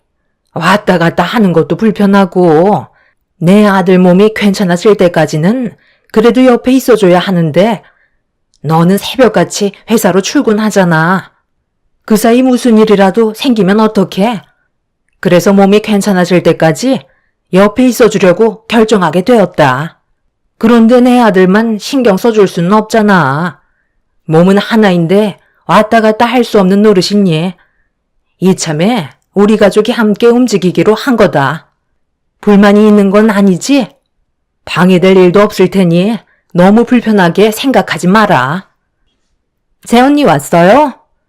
저쪽 방이 그래도 제일 작은 방이라서 저기는 제가 쓰기로 했어요. 그런데 우리 부모님이 2번째 방을 사용하시는 것보단 큰 방을 사용하시는 게 좋을 텐데. 그냥 지내는 것도 아니고 하루 종일 우리 오빠 수발 들어주려고 오신 건데 쉬시는 것만큼은 편하게 쉬어야 하지 않겠어요? 아유, 됐다. 잠깐 얹혀 있는 건데 뭐하러 불편한 일을 만들어. 괜히 그렇게 했다가 속으로 내 욕하면 어쩌려고 그래? 그냥 지금 이대로 지내는 걸로 만족한다. 저녁은 내가 미리 차려놨으니까 너는 그냥 밥만 퍼서 먹으면 될 거다. 우리는 진작에 먹었으니 신경 쓰지 말고 어서 옷 갈아입고 쉬도록 해라. 정말 어이가 없었죠. 저와 한마디 상의도 없이 행동하셔서 저는 할 말을 잃었고 신우는 계속해서 안방은 시부모님께서 써야 한다고 저를 난감하게 만들었습니다. 솔직히 기분이 별로 좋지 않았던 저는 안방으로 들어가서 누워있는 남편을 좋은 표정으로 바라볼 수 없었어요. 어떻게 된 거냐며 약간 짜증 섞인 말투로 물어보자 남편은 눈치도 없는 건지 이래서 가족이 중요한 거라며 오히려 자기 식구들을 자랑하고 있었습니다. 제가 이건 아닌 것 같다고 얘기하자 남편은 갑자기 옆으로 돌아 눕더니 인상을 쓰면서 자기 몸이 빨리 회복되는 걸 원하지 않냐면서 큰 목소리로 되려 저에게 화를 내기 시작했고 그 모습이 너무 당황스러웠어요. 내가 하루라도 빨리 몸이 좋아져야 회사로 복귀할 거 아니야. 맨날 누워있는 나는 얼마나 답답한 줄 알아? 당신은 나를 사랑하긴 하는 거야? 왜 말을 그런 식으로 해? 당신이 다쳐서 지금 이런 사태가 벌어진 거잖아. 그리고 여기는 우리 둘의 집이기도 하지만 나도 편히 쉬어야 될 공간이라고. 회사에서 힘들게 일하고 집에 들어왔는데 시부모님부터 아가씨까지 집안에 있으면 내가 발 디딜 틈이라도 있겠어? 주방에서 물 한잔 하는 것도 눈치가 보인다고. 가족끼리 뭐가 불편하다는 거야? 살다 보면 어쩔 수 없는 경우도 있잖아. 지금이 그런 상황인데 좀 이해해주면 안 돼? 당신이 이런 식으로 나오니까 너무 실망스럽네. 그래도 당신이 나를 진심으로 사랑한다면 이런 건 크게 문제 삼지 않을 줄 알았어. 어떻게 환자인 나를 이런 식으로 대해? 다들 좀 들어와 보세요. 갑자기 왜 그러냐?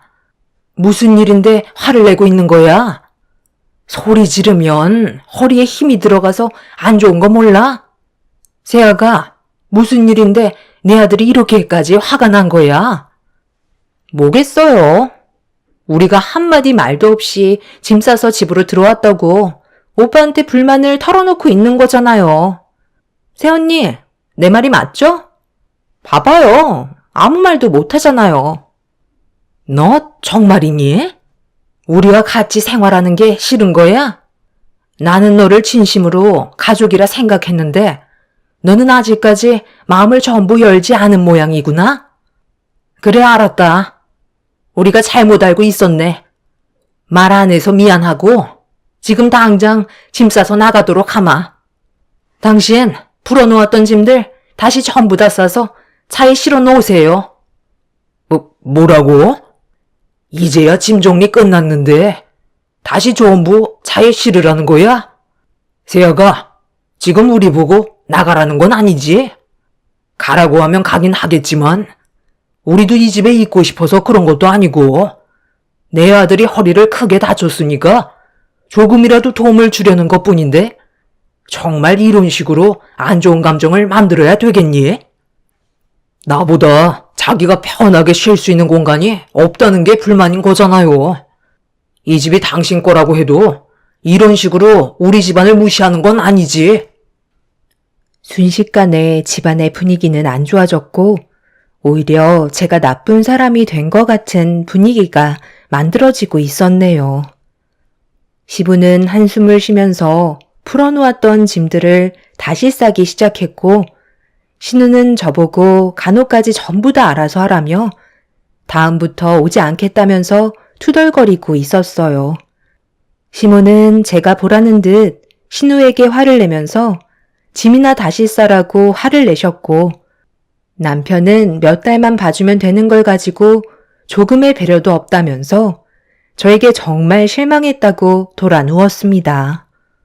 이미 전부 다 벌려놓은 상태라 짐을 다시 싸서 보내는 것도 참 난감했었어요. 남편은 갑자기 허리가 아프다면서 도움을 요청했고 제가 남편을 도와주려 하자 제 팔을 뿌리치면서 시부모님을 불러 도움을 받아 화장실을 들어갈 수 있었네요. 저 혼자서 허리를 다친 남편을 감당하기에는 역부족일 것 같아 결국 어쩔 수 없이 남편의 몸이 좋아질 때까지 있어달라고 말을 하게 되었고 그날 이후 시댁 식구들은 한 집에서 같이 생활하게 되었습니다. 이런 상황들이 너무 답답했지만 그래도 이렇게 해야 하루라도 빨리 남편의 몸이 좋아질 수 있는 길이라고 생각해 묵묵히 지켜보고만 있었죠. 그렇게 여러 가지로 불편한 점들이 정말 많았지만 다른 부면에서 도움을 받는 것들도 있었기 때문에 참고 넘어갔었습니다. 그런데 몇 달이 지났는데도 남편의 몸이 좋아지지 않더라고요. 허리를 움직일 때마다 지속적인 고통이 뒤따른다며 힘들어하길래 병원을 다시 가봐야 하는 거 아니냐고 물어보자 시부모님께서 다음날 남편을 데리고 병원에 다녀올 예정이라는 말을 하셨습니다. 처음 남편과 병원을 방문했을 때 의사가 말하길 크게 다친 건 아니라고 했었는데 몇 달 동안 달라진 게 별로 없다는 남편의 말을 들었을 때 좀 이상했었어요. 그리고 병원을 다녀온 시부모님께서는 남편의 허리에 있는 신경들이 손상을 받았는지 아직 전부 회복이 되지 않아서 시간이 더 필요할 것 같다는 말을 전달받게 되었네요. 그 말을 듣는데 한숨밖에 안 나왔었죠. 남편은 물리치료를 병행하면 그래도 조금씩은 좋아질 수 있다고 저를 안심시켜 주려 했지만 저는 그것보다 시댁 식구들과 또다시 함께 생활해야 한다는 게 더 힘들게 느껴지고 있었어요. 남편에게 얼마의 시간이 더 필요할 것 같냐고 물어보자 길면 2달 정도는 물리치료 받아야 될 것 같다면서 함께 생활해야 되는 기간은 더 늘어나게 되었고, 그 말을 들었을 때 한숨밖에 안 나오더라고요. 결국 또 그렇게 시간이 흘러가고 있는데, 어느 날 남편이 저에게 이상한 말을 하기 시작했어요. 그리고 그 말을 들었을 때 기분이 너무 안 좋았습니다. 이참에 시댁 식구들이 한 집에 같이 사는 건 어떻겠냐고 지금의 삶이 너무 행복하다며 저를 설득하려 들고 있었어요. 그게 무슨 말이야? 당신 몸이 회복되면 그때 집으로 돌아가신다고 하셨잖아. 지금 이게 우리가 사는 거야? 당신은 가족이니까 편하겠지만 나는 아니라고. 그리고 시부모님 집이 멀쩡히 있는데 왜 우리 집에 들어와서 살아야 하는데? 지금 집안이 정말 아수라장이 되어가고 있는 건 알아? 당신 아가씨 방에 안 들어가 봤지? 돼지 우리가 따로 없어. 남의 집에서 생활하면 기본적으로 깔끔하게 써야 하는데 발 디딜 틈도 없이 정말 너무 지저분하더라고. 시부모님께서도 처음엔 청소도 해주시고 깔끔하게 관리해 주시는 것 같더니 이젠 아예 손을 놓고 계시던데? 결국 내 집이니까 눈에 보이는 것들을 내가 치우게 되는 거잖아. 요즘 들어 신경 쓰지 않는 게 훨씬 더 많으신 것 같아. 당신이야 어차피 손가락 하나 까딱하지 않아서 편하기야 하겠지. 그런데 나는 퇴근하고 집에 들어오면 치워야 하는 것들이 눈에 보여서 한숨부터 나온다고. 어쩔 땐 집에 들어오고 싶지 않을 정도야. 나도 그만큼 많이 지쳐있는 상태라고. 내 말 무슨 뜻인지 알지? 남편은 더 이상 제 말에 아무런 대꾸도 하지 않았어요. 얼굴을 보니 기분이 많이 상한 듯 보였었죠. 그래도 해야 될 말은 하는 게 좋을 것 같아 제 속에 있던 말들을 전부 다 털어놓았습니다. 그렇게 남편과 저는 알게 모르게 감정의 골이 점점 더 깊어져만 가고 있었는데 어느 날 퇴근하고 집에 들어가자마자 저는 깜짝 놀라 뭐 하는 거냐고 소리를 지르고 말았습니다. 시부모님이 사용하시던 방의 물건들을 전부 다 안방으로 옮기고 있길래 급하게 신발을 벗고 안방으로 따라 들어가자 집안의 구조가 전부 다 바뀌어 있었고 저는 더 이상 참을 수가 없을 만큼 화가 치밀어 오르고 말았네요. 저번에도 상의도 없이 행동하시더니 이번에도 똑같이 그러시길래 집안이 떠나갈 정도로 뭐 하시는 거냐고 화를 내게 되었고 제 목소리에 시부모님께서 놀라셨는지 행동을 멈추시고 저를 바라보셨어요. 지금 뭐 하시는 거죠? 왜 아버님, 어머님 짐을 안방으로 옮겨 놓는 거냐고요? 저번에도 그러시더니 이번에도 저와는 한마디 상의도 없이 또 그러시는 거예요? 내가 옮기라고 했어. 두 분이서 생활하시는데 많이 불편하신 것 같아서 옮기라고 한 건데 뭐가 잘못된 거야? 그리고 앞으로 모두가 함께 모여서 살아야 될 것 같아. 전에 살고 계셨던 집을 처분하셨거든. 그래서 지금 현재 우리 부모님이 갈 곳이 없으시대. 이번에 처분하신 돈으로 다른 곳에 투자를 하셨거든. 수익이 좋으면 좀 더 큰 집으로 이사하신다고 하셨으니까 그때까지는 함께 생활해야 될 것 같아. 당신도 우리 식구랑 함께 지내오면서 이제는 서로 눈치껏 행동하고 도와가면서 잘 지내고 있잖아. 당신이 나한테 얘기했던 불만들은 내가 전부 다 고쳐달라고 얘기했으니까 앞으로 눈에 거슬리는 건 없을 거야. 이번에 좋은 곳에 투자를 좀 했거든. 그래서 어느 정도 수익이 나오면 집을 좀 넓은 데로 이사를 갈까 생각 중이다. 그때까지만 신세 좀 질 수 있지? 우리랑 함께 살면서 크게 불편한 건 없었잖아. 나중에 내가 신세 진 건 전부 다 보답할 테니까 너무 화내지 말고 서로 도와가면서 살자. 불만 있는 건 다 얘기해라. 내가 집안 살림이랑 부수적으로 해줄 수 있는 건 뭐든 할 테니까 부담 갖지 말고 우리 서로 도와가면서 살아보도록 하자. 그렇게 해줄 수 있는 거지? 새언니야, 워낙 마음이 넓으셔서 이 정도는 이해해 주실 수 있으시죠? 다 잘 먹고 잘 살자고 하는 거니까 저희 좀 도와주세요. 저도 앞으로 깔끔하게 생활하도록 할게요. 가족 좋다는 게 뭐겠어요? 서로 어려울 때 돕는 게 가족이잖아요? 저희 엄마가 오늘 새언니를 위해서 정말 맛있는 음식을 했는데 보실래요? 제가 남편과 결혼을 한 건지 아니면 시댁 식구에게 봉사하려고 결혼한 건지 알 수 없을 정도로 시댁 식구들의 행동은 정말 충격적이었습니다. 이렇게 사는 건 정말 아닌 것 같아 한 공간에 있고 싶지가 않았어요.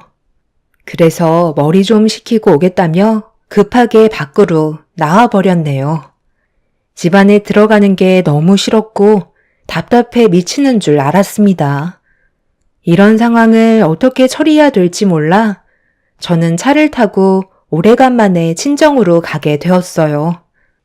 그동안 일 때문에 바빠서 아빠 얼굴을 제대로 볼 수 없었는데 이번 기회에 당분간 머리도 좀 식힐 겸 친정에 있기로 했네요. 아빠는 엄마를 병으로 먼저 세상 떠나보내시고 혼자서 지내고 계셨었어요. 오래간만에 아빠 얼굴을 보는데 그동안 답답했던 순간들이 잘 풀리지 않아 저도 모르게 눈물부터 흐르더라고요.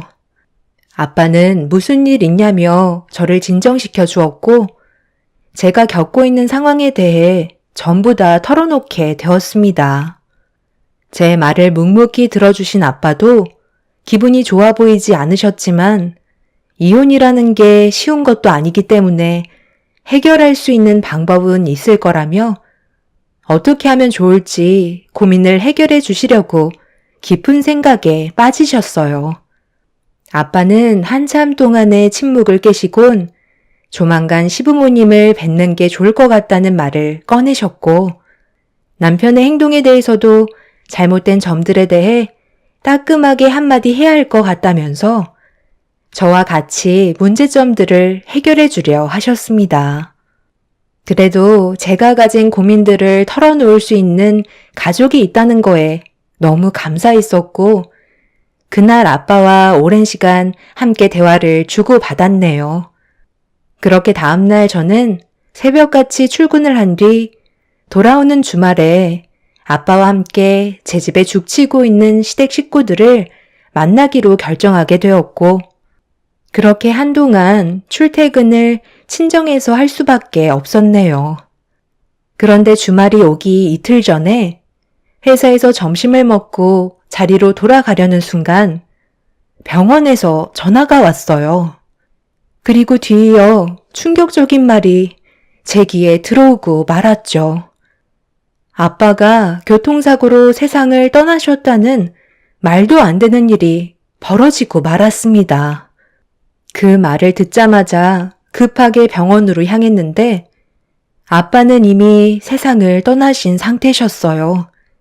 너무 놀라 그 자리에 주저앉아 버렸고 어떻게 된 거냐고 물어보니 아빠가 횡단보도를 건너시던 도중에 비보호 좌회전을 하는 차량과 부딪히게 되었고 아빠는 부딪힘과 동시에 뒤로 넘어지면서 머리부터 바닥으로 떨어지게 되면서 뇌진탕으로 세상을 떠나신 충격적인 상황을 겪게 되신 거였네요.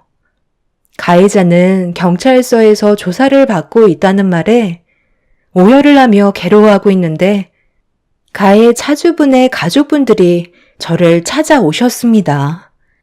죄송하다며 몇 번이고 고개를 숙였는데 한 여자가 갓 태어난 아이를 안고 저에게 다가와선 오열을 하더라고요. 제발 한 번만 자기 남편을 용서해달라고 지금까지 정말 열심히 살았던 사람이라고 처벌만은 면하게 해달라는 부탁을 하셨습니다. 경찰서에서는 음주운전이 아니라고 판정이 나게 되었는데 상황을 들어보니 차량을 판매하는 영업사원이었어요. 그런데 큰 건이 하나 들어와서 급하게 전화를 받다가 잠깐 앞을 못 본 사이 횡단보도를 건너시던 아빠와 부딪히게 된 거였네요. 그 사람들은 충분한 보상을 해주겠다며 처벌을 원하지 않았고 저희 아빠를 세상 떠나시게 한 가해 차주분 또한 오열을 하면서 진심으로 용서를 구했습니다. 집안의 가장이 갓 태어난 아이와 가족을 위해 열심히 살려고 하다가 벌어진 사고라 저도 참 뭐라고 할 말이 없었어요. 그래서 아무 말도 하지 못한 채 가해자분들을 멍하니 바라보고 있는데 시부모님이 남편을 휠체어에 태운 채 많이 놀란 표정으로 저를 보며 급하게 다가오고 있었네요. 그동안 전화 한 통 없던 시댁 식구들이 저희 아빠가 세상을 떠나셨다는 말을 하자 그제서야 제 앞에 나타난 모습을 보니 너무 화가 나더라고요. 시모는 저를 보며 괜찮냐고 제 손을 잡아주었고 남편과 시부는 제대로 알지도 못하면서 가해 차주분한테 삿대질을 하면서 막말을 퍼붓기 시작했어요. 그 모습을 보는데 한숨밖에 안 나왔고 맨정신이 아니었던 저는 시부모님의 도움을 받아 아빠의 장례를 진행할 수밖에 없었죠. 엄마를 세상 떠나보낸 지 얼마 되지도 않았는데 아빠마저 세상을 떠나셨으니 더 이상 저에게는 가족이 없다는 현실을 마주하게 되자 너무 마음이 아파졌고 시댁 식구들은 그런 제 마음을 아는지 저 대신 아빠의 장례를 진심으로 도와주셨네요.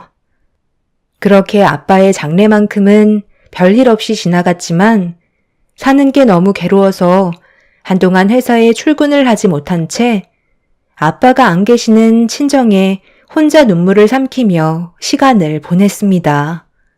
그 사이 시댁 식구들한테 전화가 쏟아졌지만 당분간 받고 싶지 않았어요. 아빠의 장례가 끝이 나고 한 달 정도 저만의 시간을 가진 뒤 아빠의 흔적이 남아있던 집안의 물건들을 정리하고 있는데 가해 차주분께 전화가 와서 힘들지만 만나게 되었고 상대방의 보험사 측에서 주는 보상금 말고 가해 차주분들의 가족이 개인적으로 돈을 모아 저에게 위로금을 전달해 주었어요. 돈 말고는 해결해 드릴 수 없다는 게 너무 죄송하다며 저에게 돈 봉투를 내민 뒤 제가 받지 않을까봐 급하게 자리에서 일어나 나가셨습니다. 한참 동안 그 자리에 앉아 있다가 다시 집으로 돌아가려는데 남편에게 전화가 왔어요. 그래서 받아보니 왜 전화를 안 받냐고 언제 다시 돌아올 거냐고 물어보길래 별일 없으면 당분간 아빠 집에서 지낼 거라고 하자 심각한 상황이 발생됐다면서 서둘러 집에 와주길 바랐습니다.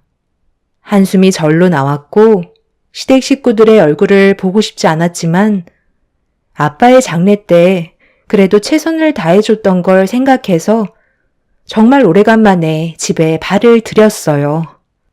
그런데 현관문 앞에서 크게 심호흡을 한 뒤에 현관문 비밀번호를 누르려는데 건전지가 다 됐는지 먹통이 되었더라고요. 그래서 문을 두드리려는 순간 집안에서 시댁 식구들이 나누는 대화 소리가 현관문 밖에까지 들리고 있었네요. 언제 온다는데? 너도 빨리 누워서 준비해라. 멀쩡히 서서 돌아다니는 거 보면 걔가 가만히 있겠어? 우린 이제 며느리 도움 아니면 살아갈 수 없다고. 그러니까 누가 일을 이렇게 크게 만들래요? 제가 뭐라고 그랬어요? 투자는 아무나 하는 게 아니라고 했잖아요. 결국 이게 뭐예요? 길거리에 앉으면 어쩌려고 그런 무모한 투자를 해서 그 큰 돈을 전부 다 탕진해버려요. 그래도 저희가 장례식 때 최선을 다해 도와줬기 때문에 그거에 대한 고마움을 잊지는 않을 거라고요. 앞으로 저희가 이 집에서 함께 살아가기 위해서는 아빠 엄마도 잘해야 되겠지만 네가 제일 문제야. 항상 말을 할 때 불만도 같이 섞어서 말을 해서 사람 기분을 안 좋게 만들잖아. 지금은 심각한 상황이니까 눈치껏 좀 행동해.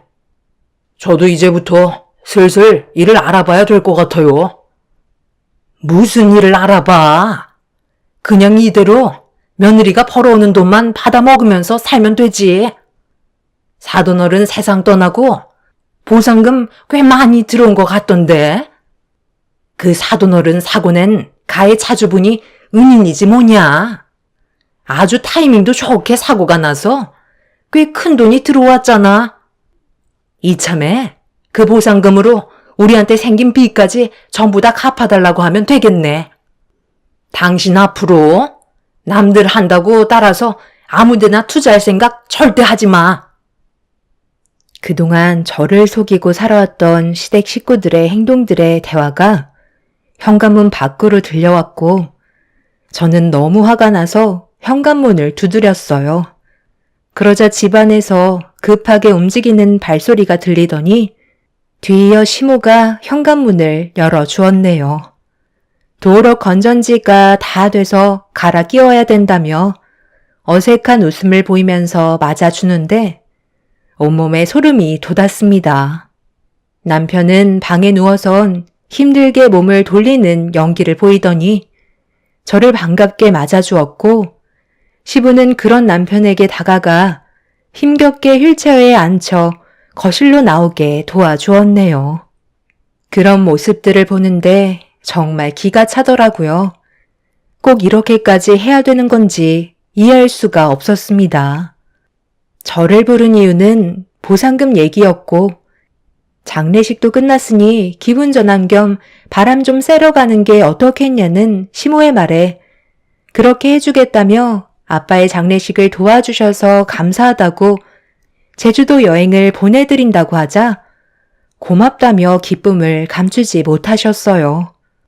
저는 그 자리에서 시댁 식구들의 제주도 비행기를 티켓팅해 드렸고 남편은 허리 때문에 힘들지 않냐고 얘기하자 시부모님께서 남편도 바람을 쐬게 해줘야 한다며 같이 가길 원하셨네요. 시모는 여행을 다녀온 뒤에 기니 할 말이 있을 것 같다는 말을 하셨고 저는 무슨 말을 하실 건지 대충 알고 있었죠. 분명 투자에 실패해서 제가 도와줬으면 한다는 말을 꺼낼 게 분명했습니다. 저는 친정의 짐들을 마저 정리해야 될 것 같다면서 집에서 나오게 되었고 시댁 식구들은 다음날 제주도 여행 가는 거에 들떠서는 흥분을 감추지 못하고 있었죠. 일주일이나 다녀오는 거였으니 상당히 만족한 것 같아 보였습니다. 그날 저는 바로 심부름센터를 알아봐 다음날 일정을 알려준 다음 시댁 식구들의 행동들을 전부 다 증거물로 남겨주길 부탁드렸어요. 그렇게 다음날 시댁 식구들이 새벽같이 떠나는 걸 확인하게 되었고 저는 시댁 식구들이 집을 떠나자마자 집안에 있던 모든 물건들을 전부 다 컨테이너 창고에 옮겨버렸습니다. 그리곤 곧바로 제 명의로 된 집을 부동산에 내놓은 뒤 문을 굳게 걸어 잠갔죠. 정신없이 모든 일을 끝낸 뒤 일주일이 지나고 시댁 식구들이 집에 도착했는지 저에게 전화가 오길래 받았습니다. 며느라, 우리 제주도에 갔다가 이제 도착했는데 왜 문이 안 열리는 거니? 집이 비어 있어서 현관문 비밀번호를 바꾼 거야? 원래 번호가 먹히지 않네. 제주도는 잘 다녀오셨어요? 그 집 빈집이에요. 부동산에 내놨어요. 어차피 저는 더 이상 필요 없을 것 같아서요. 집안에 있던 짐들은 그의 이름으로 컨테이너 창고에 옮겨놨으니까 가셔서 돈 지불하신 다음 찾으시면 될 거예요. 그리고 우편함 보시면 이혼 서류 있으니까 일정에 맞춰서 오면 된다고 그이한테 알려주세요. 서류 봉투 안에 이혼 서류 말고도 다른 몇 가지 선물도 있는데 확인 한번 해보시고요. 그럼 나중에 뵙겠습니다. 전화를 끊자마자 잠시 뒤 다시 제 핸드폰에 남편의 번호로 전화가 쉬지 않고 울렸지만 받지 않았어요. 이혼 서류 안에는 남편이 제주도에서 사지 멀쩡히 돌아다니는 모습들이 찍혀 있었고, 아파트 CCTV에서도 남편이 평범하게 걸어다니는 모습들이 전부 담겨있는 증거물들까지 전부 넣어 두었네요. 잘못했다는 문자 오고 받지도 않을 전화가 계속해서 오길래 전원을 꺼버린 뒤 정해진 날짜에 남편과의 이혼을 진행하게 되었습니다. 시댁 식구들은 하나같이 미안하다고 얘기했지만 저는 더 이상 그 사람들의 말을 듣고 싶지 않았어요. 모든 게 거짓이었고 그런 사람들과 함께 살고 싶지 않았습니다. 시부모님께서는 받아주지 않으면 길거리에 나앉는다고 애원을 하셨지만 제 마음은 조금의 변화도 없었네요. 저는 남편을 상대로 소송을 걸었고 남편은 제가 가지고 있던 재산의 일부를 요구했지만 결혼 이전부터 제가 가지고 있던 재산은 특유 재산으로 재산 분할 대상이 되지 않는다는 법원의 판결이 내려졌습니다. 법원에서는 결혼 이전의 특유 재산에 대해 당사자가 유지 또는 감소 방지에 기여한 바가 전혀 없기 때문에 재산 분할이 되지 않는다고 저에게 손을 들어주었던 거죠. 결국 남편은 되려 저에게 위자료를 토해내게 되었고 그렇게 시댁 집안을 내칠 수 있었네요. 한순간에 보금자리를 잃어버린 시댁 집안은 알거지가 되었고 남편은 뒤늦게 자신의 행동에 대해 뉘우친다며 저희 아빠 집에 찾아와 오열을 하며 용서를 구했습니다. 앞으로 정말 열심히 살겠다고 했지만 이미 바닥까지 봤는데 제가 용서할 필요는 없는 거였죠. 정말 웃긴 건 시댁 집안들이 당장 돈이 없어서 작은 원룸 하나 겨우 구했는데 형편이 어려워 저에게 돈을 요구한다는 거였어요. 저는 그 말을 듣자마자 남편의 얼굴에 찬물을 들이부었고 절대 찾아오지 말라며 문을 강하게 닫았네요. 그날 이후 2번 다시 얼굴을 마주한 적은 없지만 언제 또 찾아올지 몰라 조만간 아빠가 살고 계셨던 집도 처분할 생각입니다. 앞으로 제 인생이 좋은 날만 생겼으면 하네요. 저를 놓친 그 집안들이 뼈저리게 후회하면서 살길 바랄 뿐이네요. 제 사연 들어주신 분들, 오늘 하루도 좋은 하루 보내시길 바랍니다. 감사합니다.